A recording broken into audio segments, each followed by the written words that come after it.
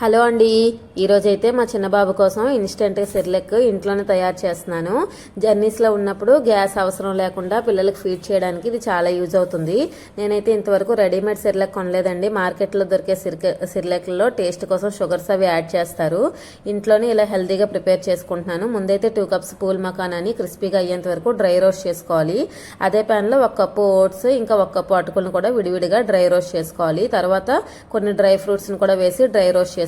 చల్లారాక అన్ని కలిపి మిక్సీ జార్లో వేసుకుని ఫైన్ పౌడర్ చేసుకొని దీన్ని ఎయిర్ టైట్ కంటైనర్లో స్టోర్ చేసుకుంటే సెర్లెక్ రెడీ అయిపోతుంది. ప్రిపరేషన్ కూడా చాలా ఈజీ.